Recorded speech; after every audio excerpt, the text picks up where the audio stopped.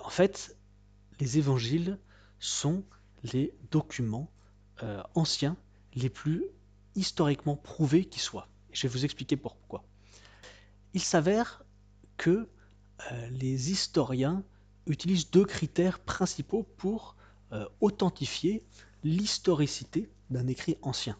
Ces deux critères sont le nombre de manuscrits que l'on a retrouvés et l'ancienneté de ces manuscrits.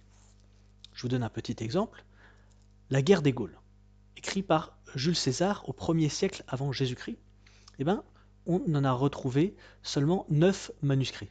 Et le plus ancien de ces 9 manuscrits date du 9e siècle, c'est-à-dire les années 800 et quelques, donc 900 ans après que Jules César a vécu sur la Terre.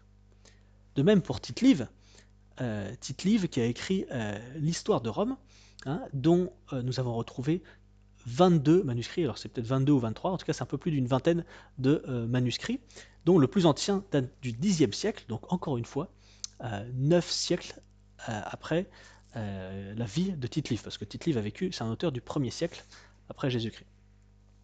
Et ces chiffres permettent aux historiens d'affirmer avec autant de certitude que possible que ces livres ont bien été écrits respectivement par Jules César et par Tite-Live. Personne n'a jamais remis ça en question. En ce qui concerne les évangiles, les chiffres sont d'un tout autre ordre.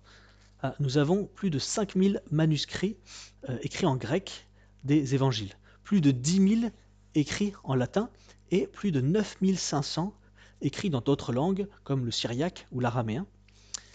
Donc vous voyez que le nombre de ces manuscrits est d'un ordre, on est à peu près à 25 000 manuscrits, c'est d'un ordre absolument incroyablement supérieur que voilà, les 9 et les 22 pour Jules César et Tite-Live.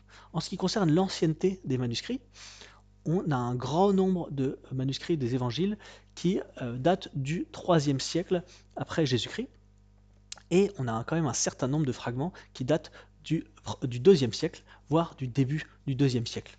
Sachant que les évangiles ont été écrits à la fin du 1er siècle, ça fait quand même un petit laps de temps entre l'écriture des évangiles et les plus anciens manuscrits qu'on en a retrouvés, hein, surtout quand on compare aux autres écrits de l'époque. Donc ces chiffres font que, historiquement parlant, scientifiquement parlant, les évangiles sont les textes anciens les plus authentiques et les plus certains qui soient, voilà, à un niveau historique.